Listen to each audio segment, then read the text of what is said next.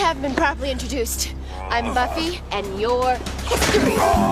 The story of Buffy the Vampire Slayer began back in 1990 when 26-year-old TV writer Joss Whedon came up with a twist on the typical horror movie. Joss Whedon got his start as a writer on Roseanne and the short-lived comedy Parenthood. But really his first big break was when he sold the screenplay for the Buffy the Vampire Slayer film. It was the first screenplay I ever wrote.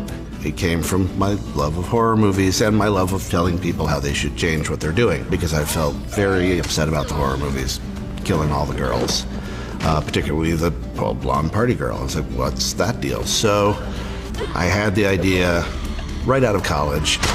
What he did with the Buffy movie was essentially take the everyday girl that kind of gets killed in the horror movie in the first scene and kind of flip it on its head and take that paradigm where instead of being the victim, she's actually the hero and she's the most powerful, strongest person in the movie.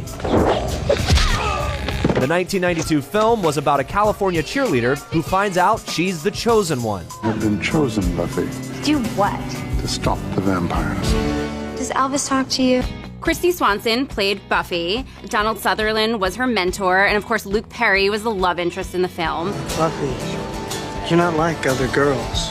The movie was fun, it was campy, it did okay at the box office, but it really got away from the initial vision that Joss had, and he's been pretty open about the fact that it wasn't exactly what he intended it to be. It got made, was different. I imagined more of a horror movie.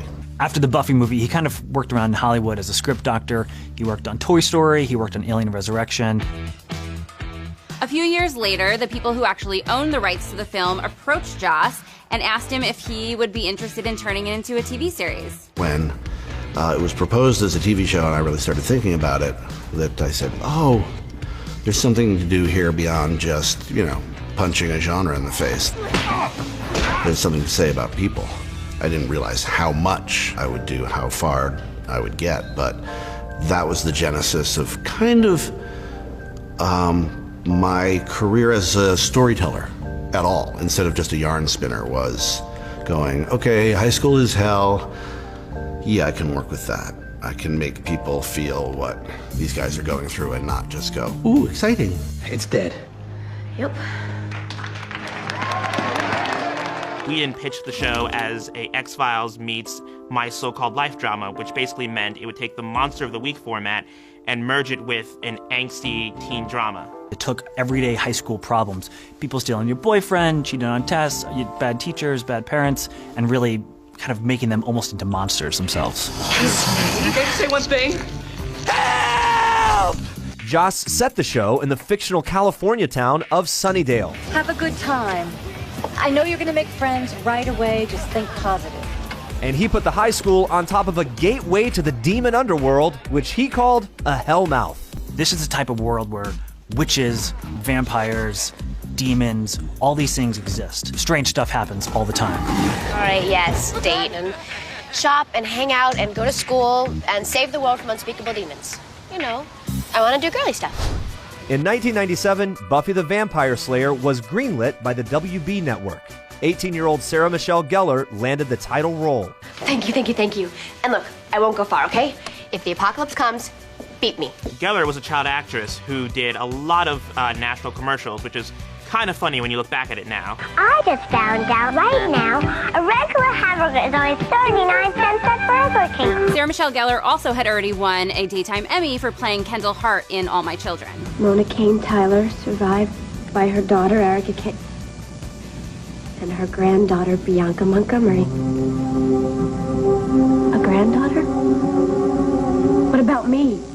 I think most people know I was originally cast as Cordelia initially, and did you not know that? Didn't know that. Yes, the original round, and I went through 3 or 4 auditions and 2 tests, and then they still hadn't found a Buffy, and they said, do you want to come back on, a Monday and try again, and I got the role.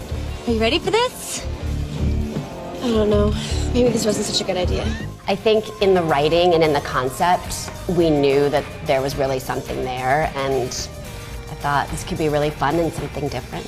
Is that more vampires? Must be the weather. Sarah Michelle Gellar was the perfect actress for the role. She was smart and snarky and witty. She also had a great emotional depth and can also really kick butt. You know very well you eat this late.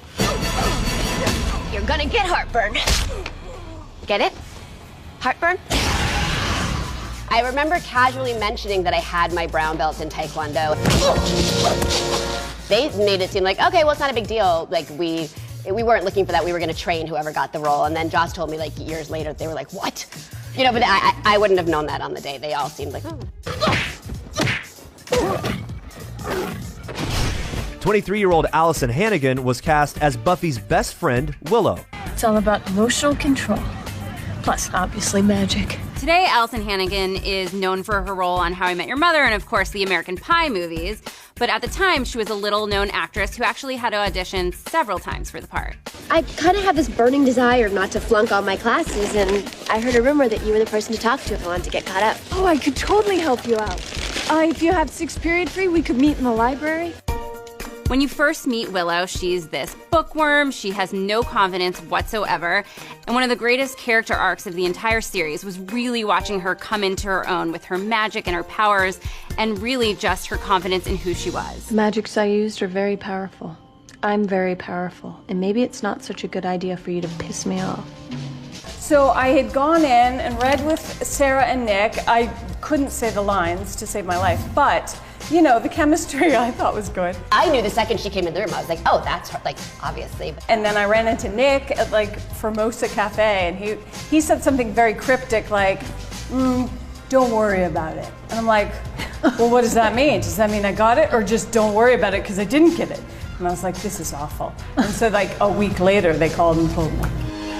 That's right, big boy. Come and get it. The role of Xander, Buffy's friend and ally, was filled by 26-year-old newcomer Nicholas Brendan. You're in love with a vampire? What, are you out of your mind? What? Not vampire.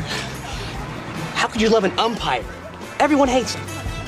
Nicholas Brendan, who was actually just a PA at the time, auditioned, got the part because he was the perfect sidekick. Private Harris reporting for Buffy. Lady of Buffdom, Duchess of Buffonia, I am in awe.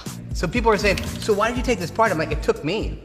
You know, I wasn't really at a point in my career. I was acting for 3 months at that time. And it was at the end. We had like 6 days after I booked the part, and then we started shooting.